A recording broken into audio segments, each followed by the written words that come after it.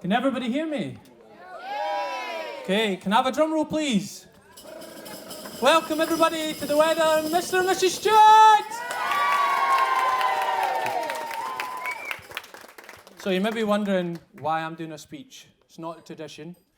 Well, my mum kind of asked me to, and when your mum asks you to do something, like a speech at a wedding, no, you kind of shite yourself.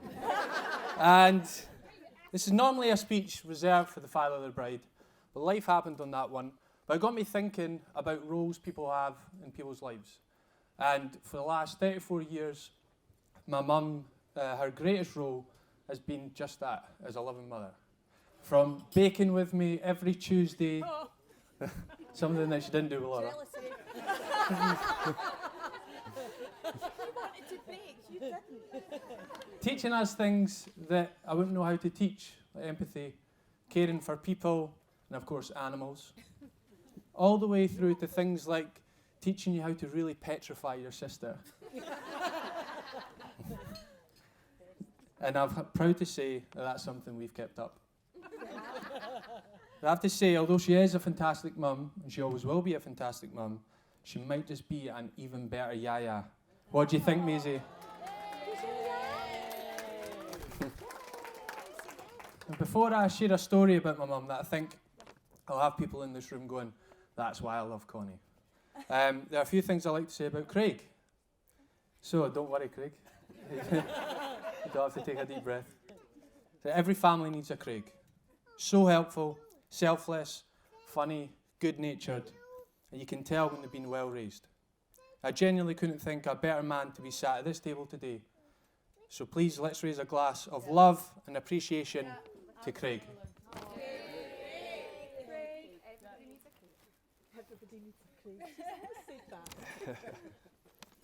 Craig and his family are all special people, really kind, again funny, warm, caring, and I speak on behalf of the O'Neills and the Clarks, how pleased we are today to be making this family merger legally binding. So what was that story about my mum? Now, there's hundreds, but this came to mind as a story that will give you a little insight into her mind. So, it was a dark, cold winter's night, and I'd just come out the shower, and I thought, my hair's so fine, like candy floss, I thought, I don't normally need to dry my hair, but I thought I'll go and use a hairdryer. So if you can picture in your mind's eye, my mum's bedroom, you went in the front door, and there was a built-in wardrobe on the left-hand side, and then a small corridor, and on the right-hand side, the room opened up. And across the other side of the double bed is where she used to have her hairdryer plugged in. So I thought, okay, I'll go and dry my hair there. So I went over and sat there, and there was a window looking outside the front. And just as I turned on the hairdryer, her van pulled up. And the first thing, and this isn't something that should go through any son's mind, the first thing that I thought about was, well, if I've got my back to the door and I've got the hairdryer on, there's no way I can see or hear her coming to scare the shit out of me. I even thought live in that moment, why am I thinking like this? So I thought, well, I can't risk it and I need to dry my hair. So I thought, I'll test the theory. So I took 2 pillows off her bed and I sat the hairdryer on the ground so it wouldn't burn if it was left there for a while. And I teetered over to the wardrobe and I climbed in it. And I waited. And about sure enough, a minute later, and there was a little gap in between the doors. And I looked, and the handle turned. And it didn't just turn as if somebody would come in a room. It turned slowly. And I thought, I'm onto something here. And then the door opened, and again, slowly opened. And then her wee face just coming in. So she's walking through the corridor, and I could see her just through the slit in the door. And she puts her hand on the edge of the corridor to look round, just to check that I am sitting where she thought I would be and facing the wrong way. And it's at that moment she doesn't see anybody but hears the hairdryer. And I jump out of the cupboard. Her heart left her arse. It's safe to say. Now, this is something that you might think is a bit cruel. But just remember, folks, she was about to do the exact same thing to me. So have no sympathy. Now, you might not know many Connies, but in my family we're not short of them. There's two I'd like to mention. My great Auntie Connie couldn't be here today due to being poorly, but still doing us proud at 99. We love you lots. And my gran, Connie's mum, who would have been proud as punch to be here today to see her beautiful daughter marry Craig, knowing the life they'll have together.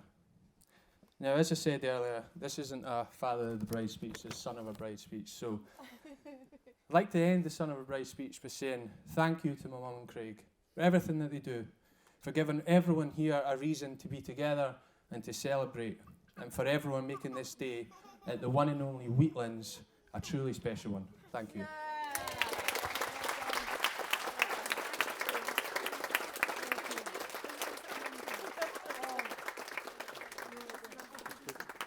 On behalf of my beautiful bride and I would like to thank you all for being here today. First of all, I would... no. I was going to say...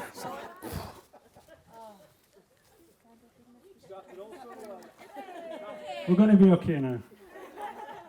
Right, first of all, I would like to thank Cody for giving Connie away and for his speech. And for being the only man I've met who proper argues with his mum. I have seen these guys argue for 5 hours because neither of them will give up. They will go on and on and on until Caitlin's gone to her bed, till I've gone to my bed, till everybody's gone to their beds, and they're like boxers, old boxers, one hand on the rope, another hand still throwing punches. That's what they're like. So, thank you very much, Cody. You're welcome. I would like to thank Laura, the best maid, and Connie's daughter, and for the fantastic job that she's done being a best maid, for organising the hen nights, both hen nights, a hen weekend away, and for being such a calming influence and all the organisation that's gone up, and for making sure that things have happened in the right order, and that really 50% of what's kind of going on today. Really fantastic job. And this all...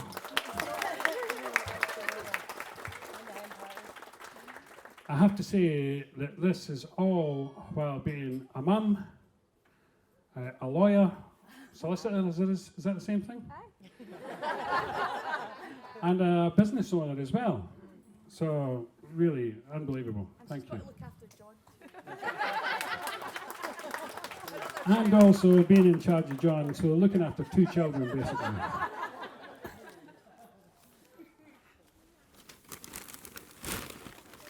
And Laura. Okay.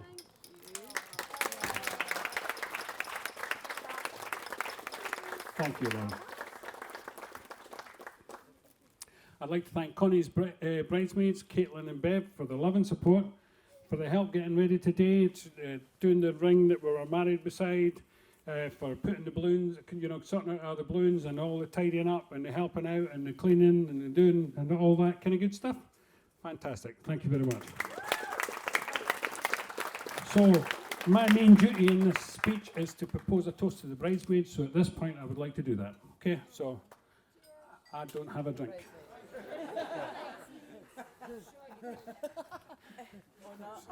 I never wrote here, have a drink. So, ladies and gentlemen, can I ask you all to be upstanding, please? To the bridesmaids.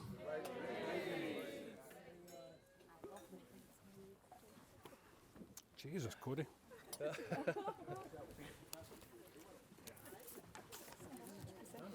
Okay, there's a number of other people that I have to thank here as well. And the first one being my mum, Anne Stewart. Sitting there.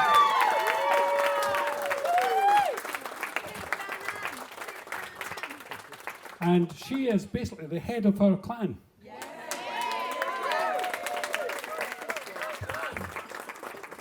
And many in the congregation would actually not exist if it wasn't for my mum.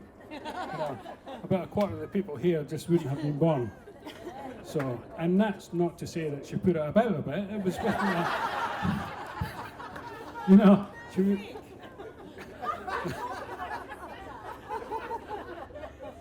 and I have to thank her for my upbringing, which was one of unconditional love. And basically what that meant was that no matter how big an arse I was, you still get the love. But she told you when you were being an arse. And you had to deal with that as well.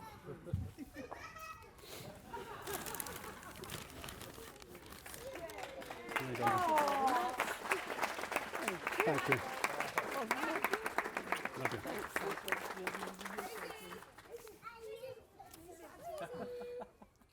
Okay. I'd like to thank my best men, Connie and Ben. And these are my two sons. And I picked them mainly to enjoy watching them trying to outdo each other as the best man. And thanks for the stag. Fantastic. Most of which I actually learned about last night when we were having a couple of drinks and they would go, do you remember? And then I would go, nah. And do you remember that? Nah, dude, really? So thanks everyone for that, guys.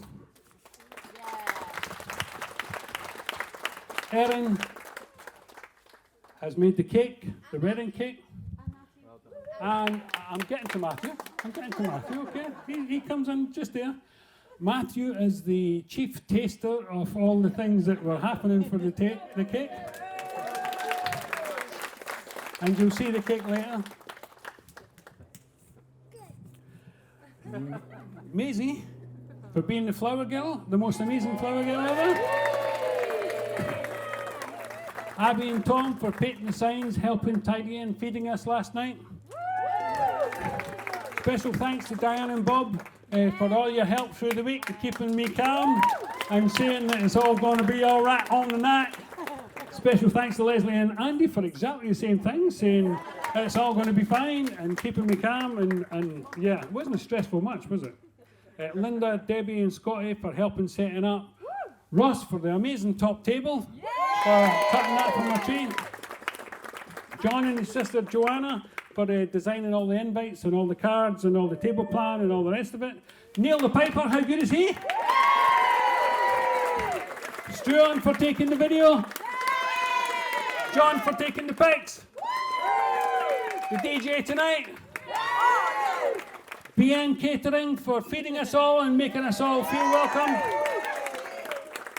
And of course, we can't go without saying a special thank you for Lee for the amazing ceremony.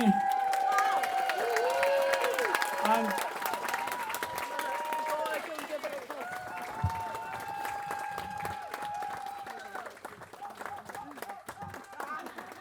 Sorry, I had to do that. what with me? What with me? What with me? Oh, sorry. And also for all our help with the garden and for really being one of my biggest supporters and for you know, really, thank you. And I'd like to just take a wee bit of a moment to remember people that are no longer with us but were a massive influence. So Connie's mum, and wonderful person, and also my dad, you know, and you know, my dad loved a party. As long as it wasn't his house. Yeah. And I'm wearing a watch here that was actually my granddad's. Okay, now this watch is probably 60 years old. It's an Omega. It's probably worth north of, well, I'm not going to tell you because, just in case. So anyway, I'm wearing an expensive watch from my granddad, and in my sporran, I have a watch that was my dad's, and that was $5.99 out of Ali's cave. And you know the wee bit that holds the strap in place? Burst off, and so there's a wee elastic band to kind of hold that in place. So you've got the contrast with my granddad that bought things to last, and then my dad that was just like, what's cheap is good. And I have to say, I'm more in the school of my father.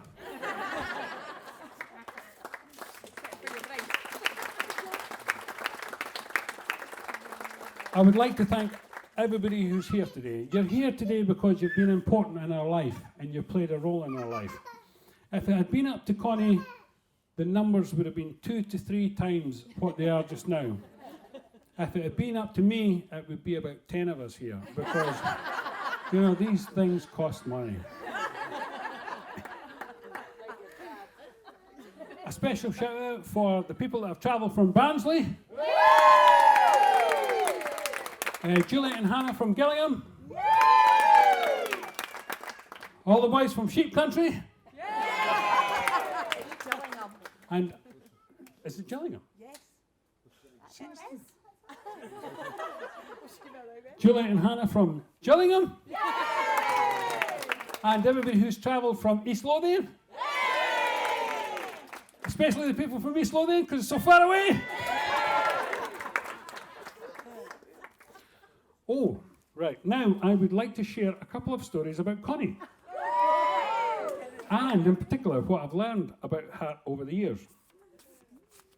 So, as Lee explained, we became friends pretty much, we had met each other, so we became friends through social media. And one of the very first times we met, we arranged to meet in Starbucks. So I was there, and Erin was working in Princess Street, so I'd met Erin for a coffee. My daughter. I'd met Erin for a coffee, and then I got a text from Connie saying, I'm here. And so we looked about, and no, Connie's not here. I texted her back and says, we can't see you. Erin ran down the stairs and George Street in the Starbucks, couldn't see her, she came running back up, can't see her. So I says, I can't, you're definitely not here. And she says, I'm here. And anyway, she was in the Costas that was round the corner on Hanover Street. So I understood at that point that written instructions, even although she's got written instructions, you know, I still need those, you know. I don't understand my own writing here, but anyway. So Barnsley. We went down to Barnsley for a visit. Seriously, yeah. And I have to say something, first of all, to all the Barnsley contingent that are here. You guys gave her an amazing childhood. Okay, she talks about it, and she talks about how good it was, and her Auntie Connie, and all the rest of it, and she talks about it in great details, and she loves it, right? And I have to admit, the first time I met you, I thought you were a bunch of weirdos. You know, hey, this is true. They kept telling stories about Stevie and Stan. And I was like, well, what's going on here? Well, the sister's name's Stephanie, and Connie's name's Constance, so these were abbreviated to Stevie and Stan. And it took me forever to work that out. So, and eventually I got it. Anyway, so she says, right, we're going down to Barnsley, you know, and we're going to stay at my Uncle Warren's and my Auntie Jenny's, and I'm like, perfect. So we get down there, and we've got a wee dog there at that point. We've got the wee King Charles Cavalier, and she says, right, we'll go in and scare them. Which kind of relates a little bit to Cody's speech. So we walk in to the living room in this house that Connie practically grew up in her childhood, according to the stories I've heard. And then there's this wee old guy sitting having a Chinese meal. And Connie walked up to him and said, "Who are you? You're not my uncle. What are you doing in my uncle's house?" So we had gone into the house next door. And this poor, unsuspecting chap was sitting having his Chinese meal.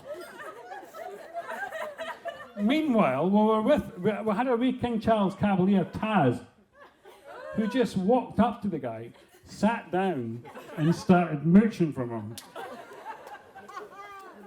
Anyway, Oh. Okay, I know where he lives now. second story. So, Lee explained that we'd been friends for a wee while. We had had the Starbucks thing. Anyway, we had our first date at Angels with Bagpipes. Then the following week we had the 21st, which was for, who was it? It was Rachel's 21st. And then a couple of days after that, I was offshore. And Connie went away to Lanzarote with her friends. So, bear in mind, I've never actually spoken to her on the phone at this point. I've only ever really just communicated through Messenger or what have you.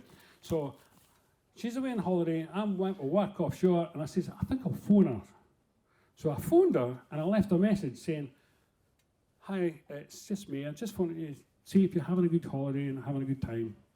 And then I went back to my work, and then I went into my supervisor's office to do this, right? So for the guys that are offshore, this is Willie Forbes' office, right? So I then went back to my desk. Then the next thing, Willie comes out of his office, and he says, in Doric, because he's like, which of you loons knows a Connie? And I was like, yeah, that's me, Willie. So I went through, and I says, listen, I can't speak to you on this phone. I'll go and find another phone and phone you back. And that was all I said. I didn't say anything else. So I went and disappeared to another office, phoned her, and then it went straight to answer phone for the second time. And I'm thinking, okay. So I just left a message saying, I'm just phoning you back. Not sure why I didn't get through to you when I'd just spoken to you on the other phone, but that's fine. I'll speak to you later. So I then went and sat down. Now Willie comes back in, and he's gone, because he had a wee bit of a stutter if he was under pressure, you know. And he went, Loon, that's that Connie for you again. And I said, okay. And I went back into Willie's office, and I picked up the phone, and I says, hello. She goes, who is this? And I said, sorry? I'm just phoning to say, I hope you're having a nice time, and I hope you're having a really lovely... No! Who are you? Why have you phoned me? So, it's actually at this point when I realise she has no clue who I am. Now, bear in mind, I have phoned her twice and left messages for her. And then she phones me up to give me a hard time. So, just be aware, don't ever cold call this girl. Because if you do, she will hunt you down. Right. A few things I love about this girl. Cheer if you recognise it. She cannot pass an animal without stopping to pet it.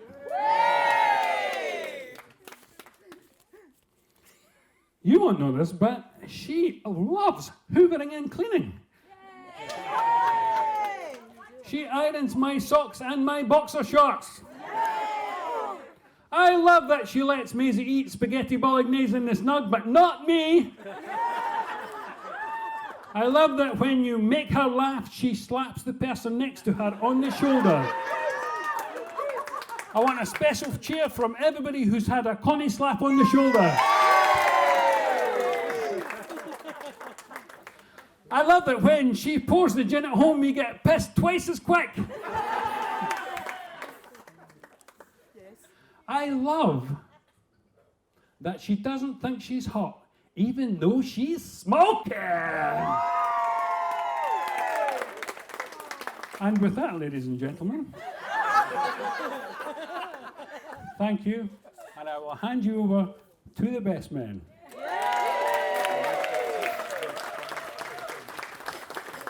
You're in trouble.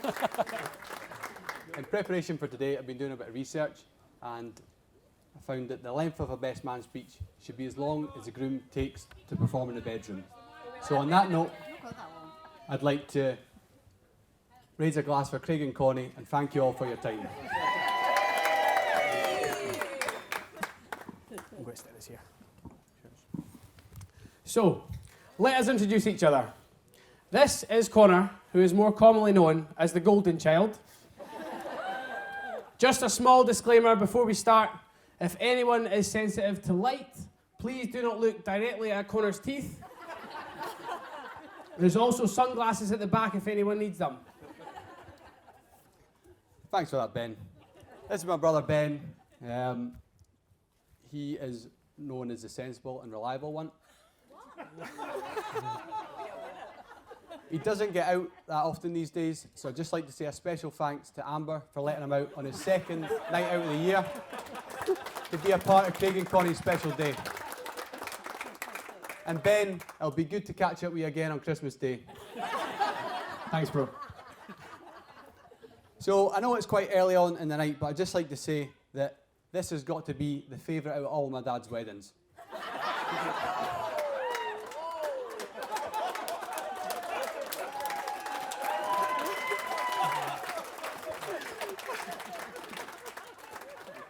Dad's next one's going to have to be pretty special to beat this one.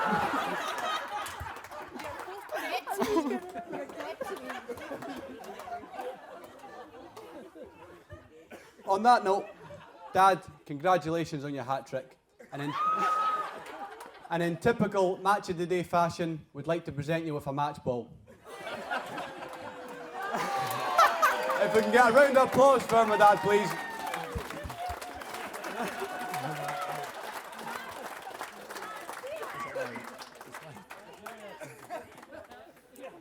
So, our three main jobs were to get Dad here on time, sober, and looking good. For those of you that don't know, on the stag do, we dressed our dad up as Liam Gallagher, and we actually duct taped a tambourine to his hand. Unfortunately, after one too many drinks, our poor old dad forgot that the tambourine was stuck to his hand and managed to smash himself right in the face with it. Our dad asked us not to share this as well, but we felt that Connie should know. He actually required 20 full minutes of first aid treatment from two of the girls that worked at the ballroom due to the volume of blood streaming from his nose. So, I suppose 2 out of 3 of our main jobs isn't too bad. Before we go any further, bridesmaids, I'd just like to say you all look beautiful today. Thank you for making Craig and Connie's day so special.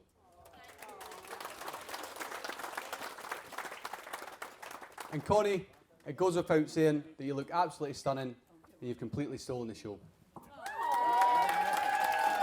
Woo! We're going to start off by taking you on a little journey through Dad's childhood. We've managed to put together some stories that highlight basically what not to do in life. Now, of course, there were a couple hundred of these stories, but we've managed to narrow it down to a few, and we're going to call this segment Dad's Life Lessons. So when our dad was a little kid, he used to play in the garden.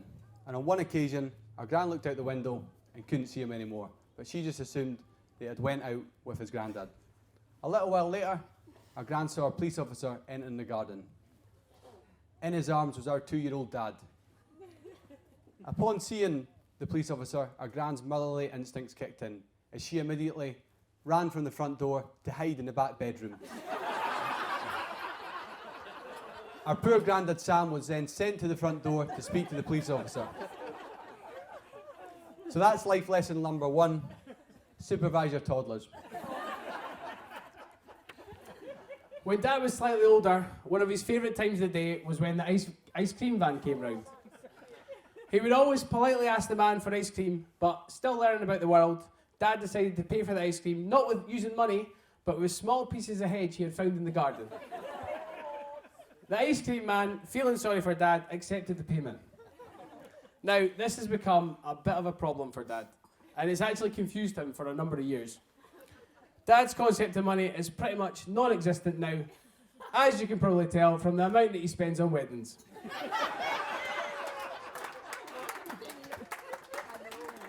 Seriously though, when he hears that ice cream van song, he still runs away into the garden collecting little pieces of hedge. So, life lesson number 2, hedge is not a currency. So our dad eventually became old enough to attempt going for a haircut by himself. You'll notice I said the word attempt. So most guys go to the barbers for a haircut, but for some reason, my dad decided to go to the hairdressers. Now normally when you go to the hairdressers, they'll let you know if they need to wash your hair beforehand. And if they do, they'll sit you down in the hair, sit you down in the chair, tilt your head back and wash it for you. But let's all remember, this was my dad's first time in the hairdressers by himself. So upon hearing that he needed his hair washed, he decided to walk up to the chair, kneel on it, bend over the sink and start washing his own hair. So everybody in the hairdressers sort of stopped in shock at what they were seeing. But luckily, the nice lady came over and quickly let him know that they do that for him here. So that brings me to life lesson number 3. Don't wash your own hair in the sink when you go to the hairdressers.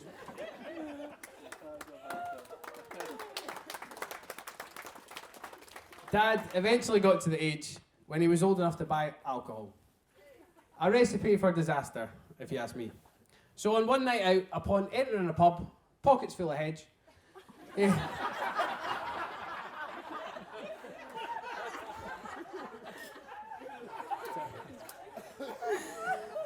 had a few too many drinks and made a bet with one of his mates.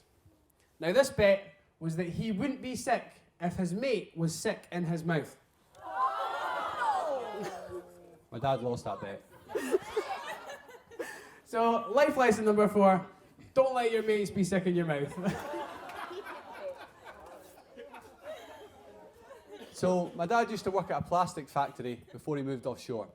And as you can imagine, there's a lot of safety precautions put in place when working with molten plastic, such as special gloves, goggles, and there's even a big sign that says, "Do not touch the hot plastic." So one day, my dad wasn't sure if the plastic was hot or not.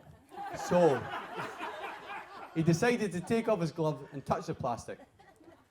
My dad received 3rd-degree burns and a new nickname at work, Wee Bernie. Most of you are probably thinking, surely that's something you learn at nursery, but sometimes it takes people a little longer to learn about common sense. So life lesson number 5, don't touch really hot things. The final life lesson was when Dad's granny and granddad were out driving and noticed a scruffy, dishevelled looking man walking along the pavement. They felt sorry for him and made comments like, "Oh, look at that poor tramp," and "Oh, what a wee shame." On passing this man, to their horror, they realised they were actually related to him, as it was Dad coming home from a night out. So life lesson number 6, don't dress like a tramp.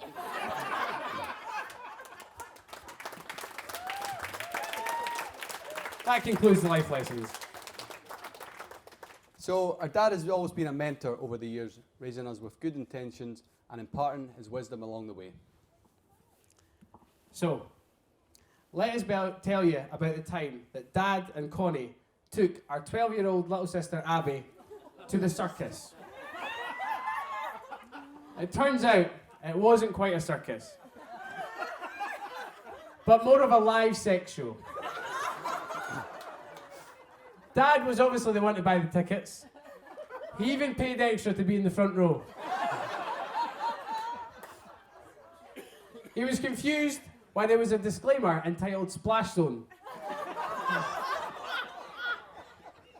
But he brushed it off thinking there would be a couple of clowns with some water guns. He couldn't have been more wrong. Even more disturbing is that they stayed for the whole performance. Abby's okay though, don't worry, she's fine. She's actually due to finish up her therapy next week. As most of you know, our dad has always been a DIY type of guy. He used to spend hours watching YouTube videos to learn how to do things like fixing phone screens, which was very handy for our sister Erin, who was always breaking her phone. He even had a go at being a vet at one point. We used to have a dog called Taz, as was mentioned earlier. He was actually in and out of the vet quite a lot, and you know how high vet bills can get. So Dad thought he would conduct the procedure himself for sticking his finger up Taz's arse and squeezing his anal gland. It's safe to say Taz never looked at Dad the same after that.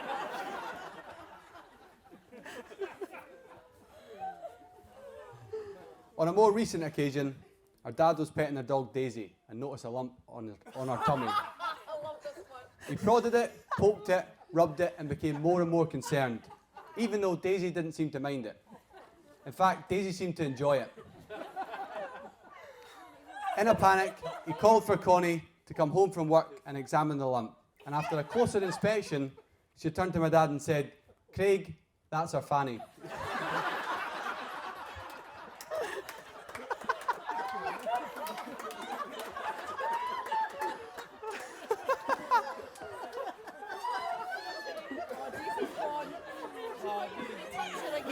I'd like to thank the best men for the speech.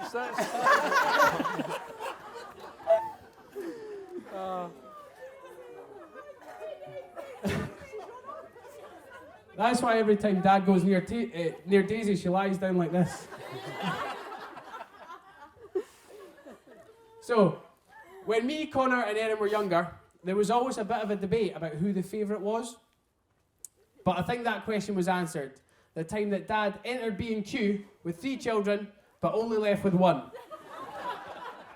Yep, he forgot about his kids. Dad managed to make it all the way home with just 1 child. And 3 guesses who that was. Obviously the golden child sitting right next to him. It didn't work out too bad either, because me and Erin got our first ride in a police car. Dad obviously never learned from Gran in life lesson number 1. Always supervise your toddlers. Of course, now that Abby's around, she's the clear favourite. Dad never took us to any sex shows.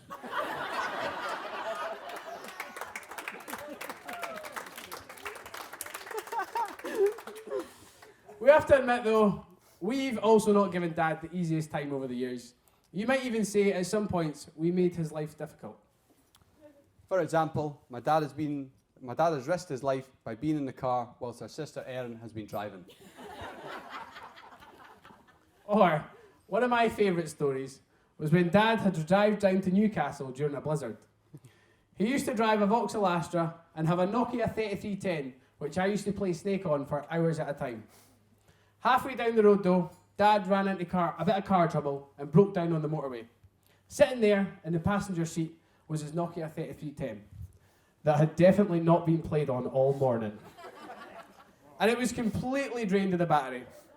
He then had to trek in the snow for a mile down the motorway until he found a phone to call for help. Thank God he doesn't hold a grudge. Or like the time that our sister Abby mixed up 2 very different words when she was just 12-year-old. Instead of saying, "I think I have hypothermia," she texted my dad saying, "I think I have chlamydia."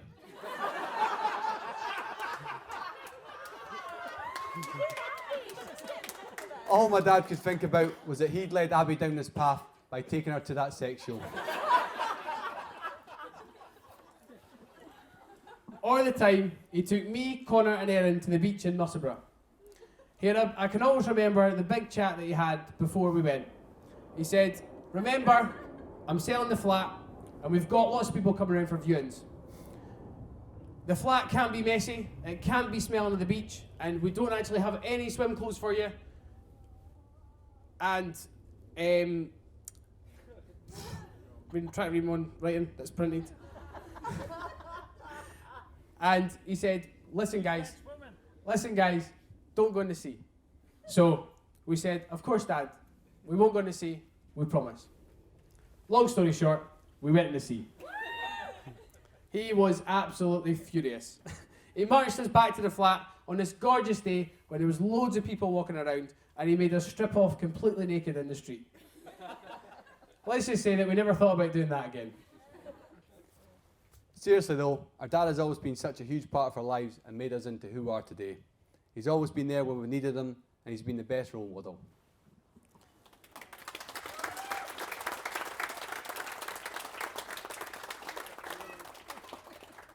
Connie, it's been wonderful to have you enter our lives. There's been nothing but laughter and love, and it's so nice to see how happy you make our dad. And I just want to say that you're truly just perfect for each other.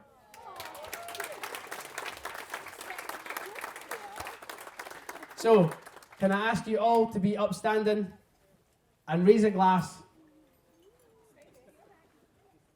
to Craig and Connie?